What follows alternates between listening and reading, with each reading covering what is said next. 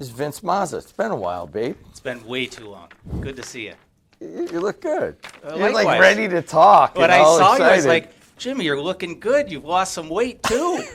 That is always like the most backhanded compliment you can give somebody. We got another Vince with us. Your name, sir? I am Vince Maselli, Vice President of Pulse Technology. Pulse Technology, and we are all here in the region, see all these billboards.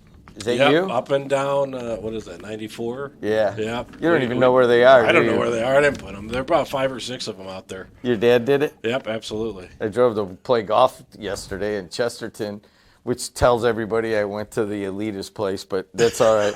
But I'm going there and coming back, and I knew you were going to be in here. And so what does Pulse do? So Pulse Technology, we do a lot of things with office technology. We've been around for almost 70 years. My grandfather founded the company in 1955, and over the years we did print hardware, copiers and printers. Down here we do a lot of office supplies and office furniture, as well as software management and audiovisual. But the big thing that we do now and that we put our future into is IT and cybersecurity. So we are used as local companies from South Bend to Milwaukee, their IT department. So anything they could possibly need with IT, we do for them with remediation, and then we partner with Vince and Guard Street to cover all their cybersecurity needs. And give it some context here in the Calumet region, you guys bought up a number of companies, namely, 2 big ones I know of. Yeah, so since 2015, 2015 is when we moved into the Northwest Indiana territory. We bought a piece of McShane's office products, and then over the years became sole owner of that. And then in end of 2018 was our last acquisition down here, which was Kramer and Leonard.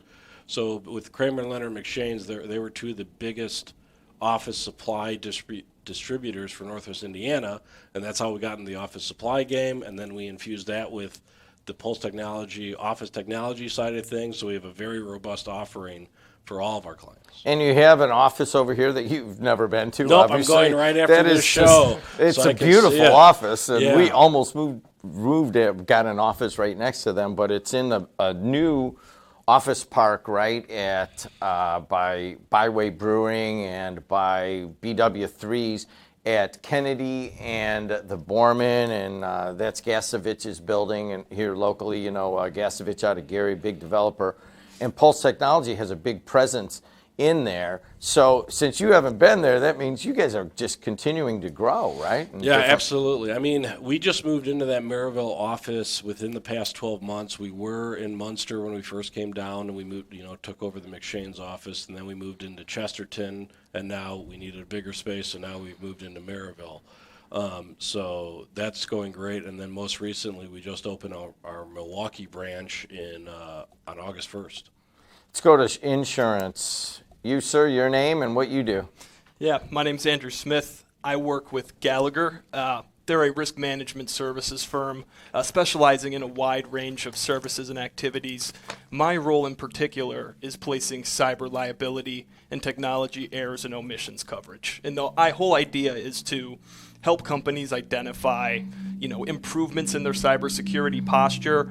And once we understand that information, we take that to the insurance carriers and help place, the best insurance policy at the cheapest price. I will note, I am not on the Gallagher IT staff. Rather, I am an insurance broker focused on cyber liability and technology errors and omissions coverage. So just by way of having in this realm also, I'm Jim Deedlow Jed. I own the building, or not the building, the businesses here, the Jed TV and the radio. But I'm also on the NISA, which is security sharing here, and we do a lot of cybersecurity, and I've sat through a lot of tabletops on cybersecurity. And quite frankly, we have our own little way of blocking here in the Purdue building. So I'm kind of familiar with some of these topics, but I don't purport to be as nerdy as any of these 3 on some of these topics.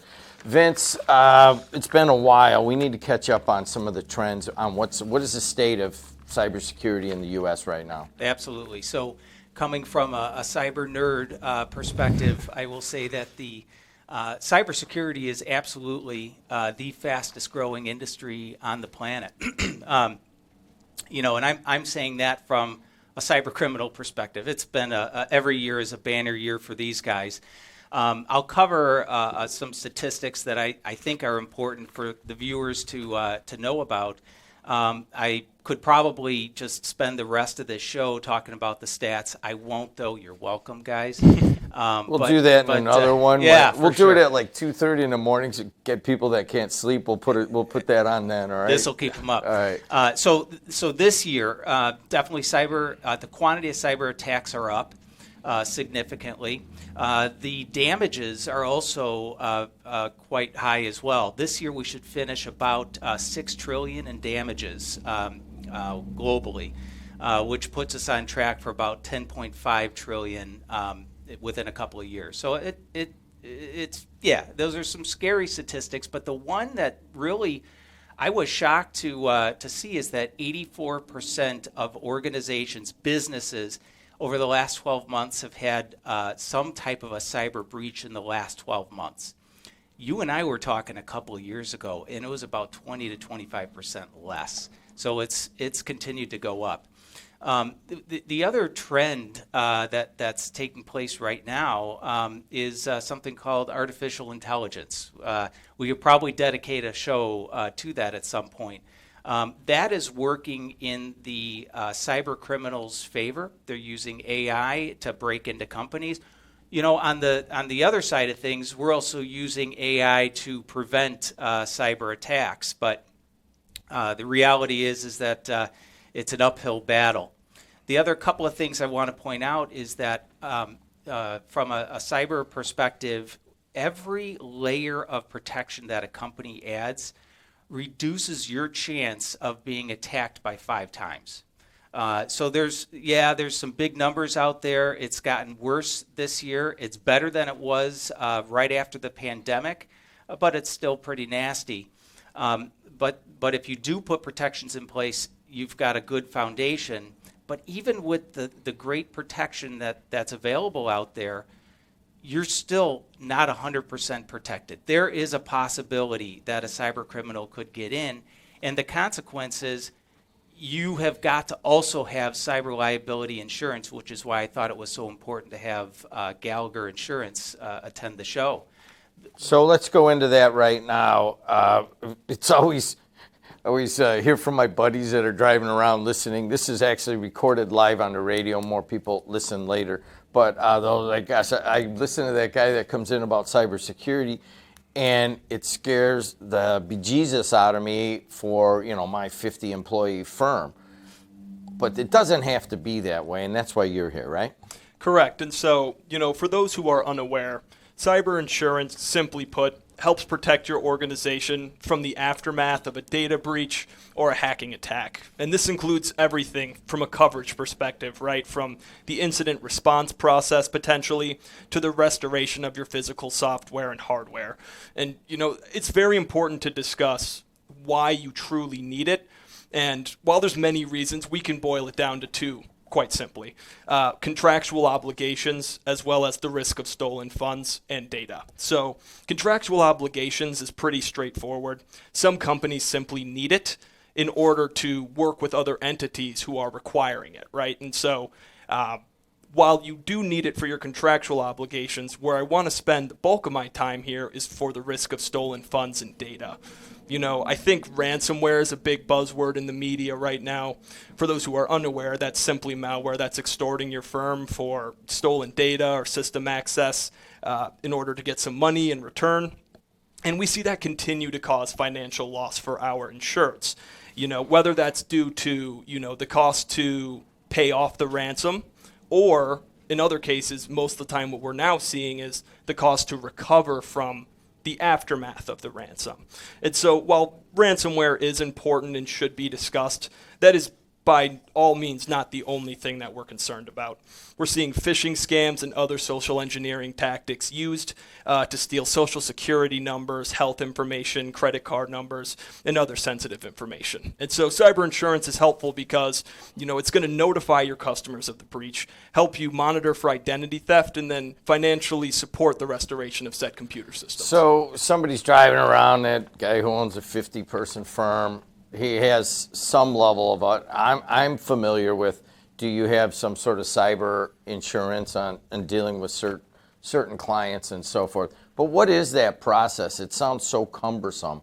Somebody just calls you and says, and then what happens? Somebody walks them through how they buy the insurance, or what's that process? So what I would do is, as a broker, right, my job is to go out and find clients who need cyber insurance. And so more and more as, technology continues to evolve and we become increasingly reliant on technology, it's extremely essential that, more companies start truly thinking about this, right? Because not only, are you dealing with your property and what happens if your assets are damaged, many of our assets are digitized now, and a lot of our confidential information, private information is stored in computer systems. And so, for the smaller businesses, it is still absolutely essential, as they're one of the main ones that experience breaches. But we'll get into more of that in a moment. Vince Maselli is Pulse Technology, the buyer of half the billboards here in Northwest Indiana. Only half? I feel like it's more.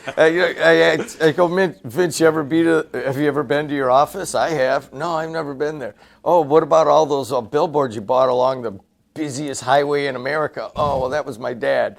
So you guys got a lot going on, but from the IT perspective, you heard some of those buzzwords: phishing, malware, sensitive data, and so forth. So what are some of the trends going on when you put these IT systems in that you got to watch out for? Yeah, absolutely. I mean, Vince Mazza mentioned it earlier. AI is ramping up at a exponential rate that's never going to slow down at this point. And there's this thing called dark AI, just like the dark web, and dark AI is being used by what we call cyber criminals, because that's a real job for people, is being a cyber criminal. And now with AI, they're creating more elaborate phishing emails, more elaborate malware to trick certain security levels. And AI is going to be a very big issue for all. I mean, it already is. I mean, everybody is, I think for the most part, has used ChatGPT or something of that nature to experience using AI. And now it's just getting more and more advanced every minute of the day as it basically learns and machine learns how to be better at what they're doing. And so we're going to see a lot more AI-backed attacks. And that's just giving cyber criminals more time to evolve their craft, but it's also giving us more time to evolve our defenses as well. I would add just a couple of points. A great foundation there. Beyond those types of attacks, once the malware is dropped inside a network, it becomes polymorphic. So in other words, your endpoint protection, your antivirus starts.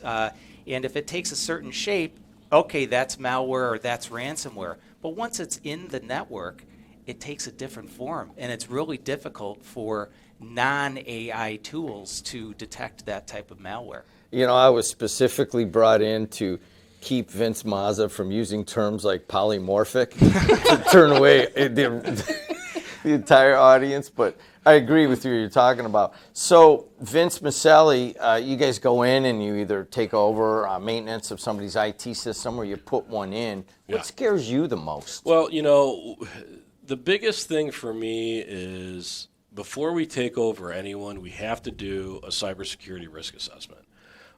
Which we're doing in the next show, basically. Yeah. Yes. Yeah. So okay. I won't go too deep into it. But the fear is that, if you do get hit and you pay a ransom and nothing happens, they're going to come back and hit you again.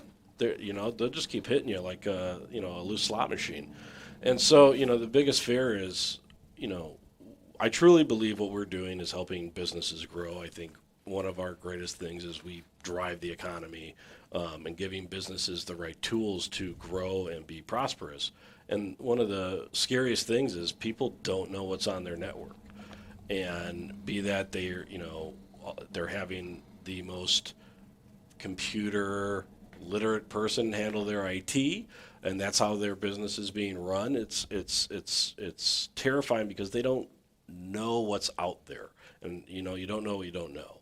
And so the biggest thing is coming into somewhere and having to tell people, like, these are major issues, and then nothing happens with it. And we tell you if you're doing good too, so we don't just tell you everything's bad. But if you have the right measures in place, that's great. But there's so much now that's being required by insurance companies that is kind of still falling by the wayside, because I think it's in Vince's tagline on his email. You don't know the effect of a cyber attack until you get hit, and that's how a lot of people live their life. It's never going to happen to me, and so I'm not going to worry about it. I know of a company down here. They got hit for $50,000. I think they're about 10 employees. So it doesn't matter how small you are. You're just too small to make the news. But we hear it almost every week. One of these monster companies are getting hit. And that's the scariest thing, is people don't know what they don't know, and they're, living in blissful ignorance, thinking I'll never get attacked because I have a small company. All right, so that bridges us right over here back to insurance, Andrew. You got a lot of small businesses that they've already turned the channel right now. This is recorded live, and that's how we do it here, because they don't want to think about it. And then they hear that, oh my gosh, the insurance premiums have gone up. I mean, how do you address that, convincing them, and then what are the limitations of what you guys can do?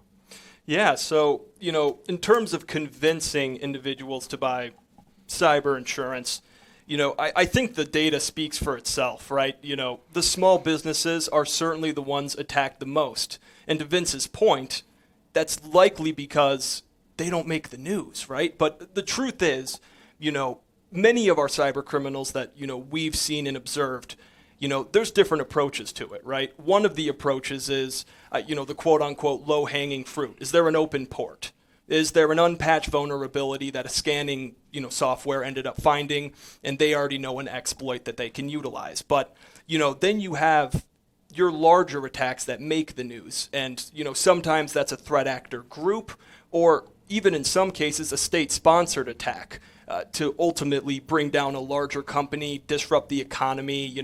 I think Colonial Pipeline was a great example of that, where the East Coast was struggling to get gas for multiple days, right? And so, the good news is significantly less companies are seeing the, declinations for insurance, right?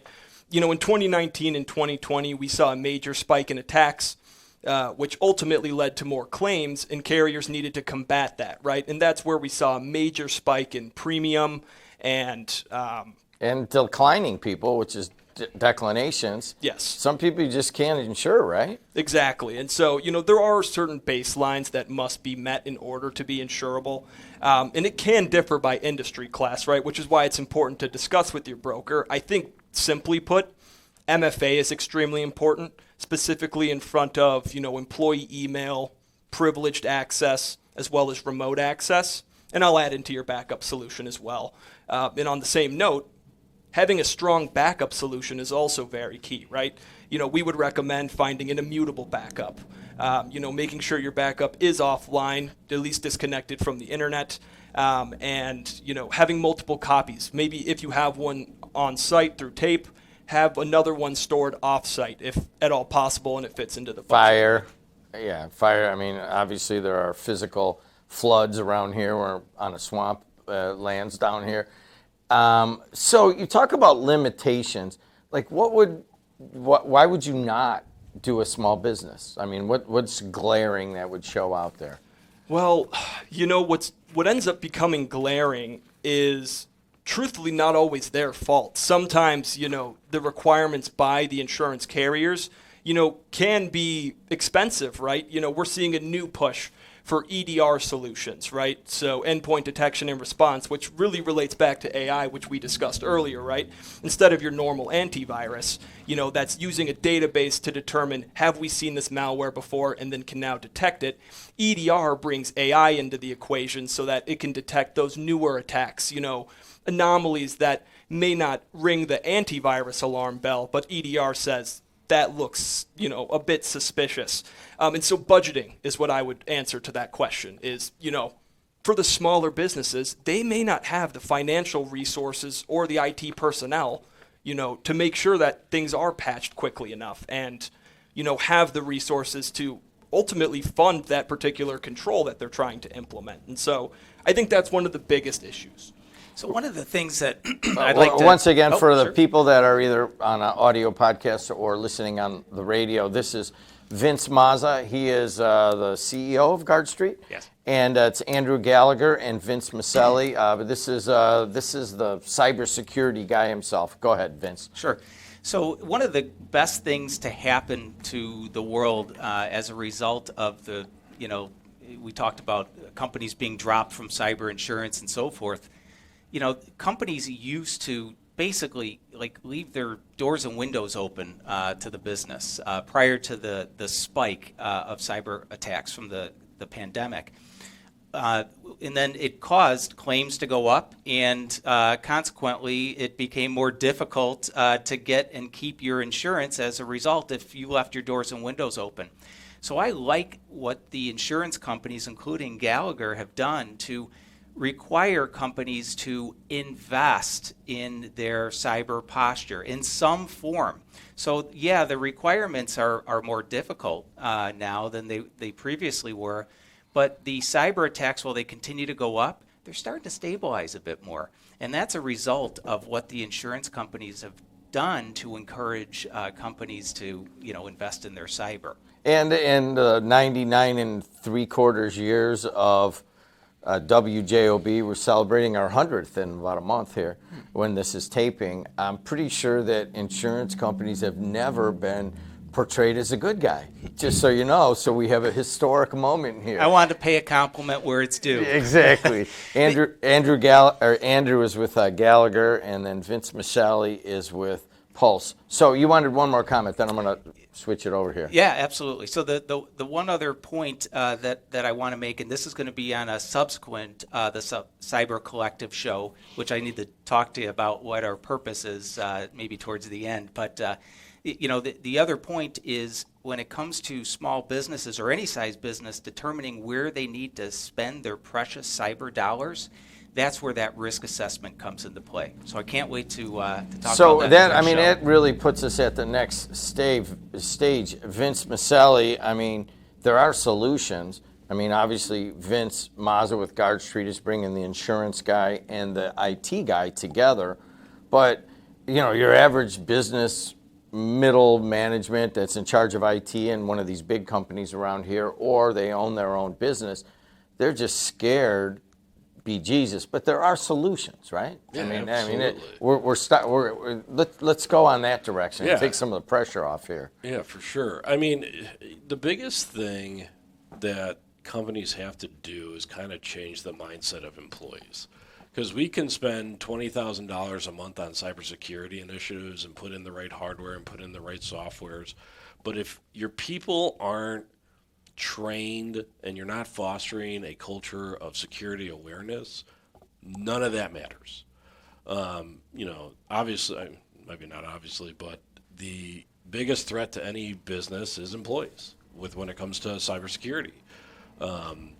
Because you get an email that looks like it came from your boss, you click the link, and then you're in trouble because that basically opened the door for the cyber criminal to walk in, bypass everything we've put in place, and then it doesn't matter. And at that point, then we're starting to cut off legs and re-spool up everything to get the business back up and running.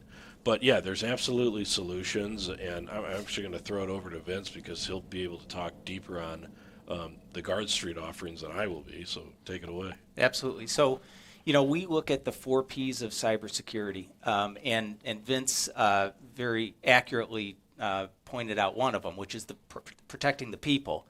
and the people thereby will protect the company.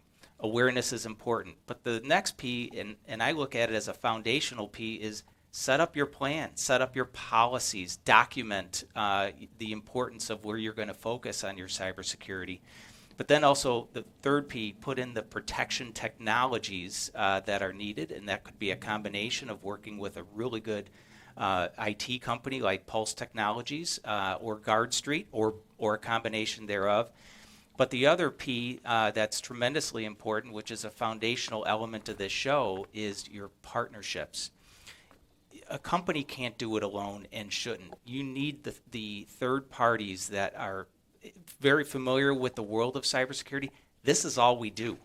So I wanted to pull together the partners, a great IT company with Pulse, which would be the fifth P of cybersecurity, I suppose. Yeah, Pulse. And Gallagher Insurance, and then Guard Street Cybersecurity as the independent company that looks at your overall company and applies the 4 Ps and tests whether or not your protections are in place and working.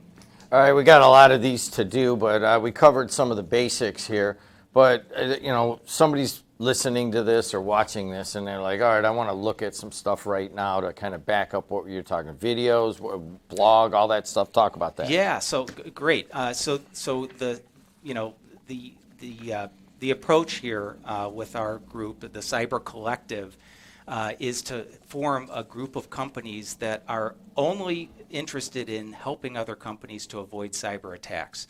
So this is the first show. It's Cybersecurity Awareness Month. It's perfect for our first show. And what we'll do is focus on a particular topic. Today it was cyber attacks and insurance. We will provide the content and trends that are happening today, but also provide tips so that companies can avoid a cyber attack, so they can protect themselves, they can detect if they're there, and then they can recover quickly if, God forbid, something bad happens. So we're excited to have this first show underway, and there's more to come, and we will also have content out there on the guardstreet.com social media site, on our LinkedIn, but also with Pulse Technologies. Vince has a great team put together, so we'll be posting the shows on their site and social media as well. Andrew, final talk about just kind of telling people, chill out, talk to you, and we'll figure it out, basically, right? Is that the plan? Yeah, and I mean, I'm not always the one that's talked to me about all of your IT issues, but what we can do is put you in connection with the right people, right? Whether it's the Vince to the left of me or the Vince to the right of me. Both have great haircuts, by the way. Both do, as a matter of fact. And, There's all sorts of inappropriate jokes I would make at this time, but we're not going to. But you're giving a level of, hey, there's hope. There's definitely hope. And you know what? What we have seen is actually, with the attack trends rising in 2023, we're actually seeing some stability in the cyber insurance market. And, while this is due to a multitude of factors, one of the biggest ones is the improved cybersecurity posture due to the requirements of the insurance carriers. And again, I will reiterate that I'm the individual that will go fight on our client's behalf, right? Go to the carriers and say, look at what they have. They've segmented their IT environment from their OT environment. They've added MFA here. They do cybersecurity awareness training and phishing simulations. I could go on, right? But the idea is we have more power now, given how much these cybersecurity postures have improved, to go out to the carriers to get the best terms at the best price for their cyber liability policy. Andrew, thanks a lot. Vince, thanks a lot. And until next time, we'll see you later.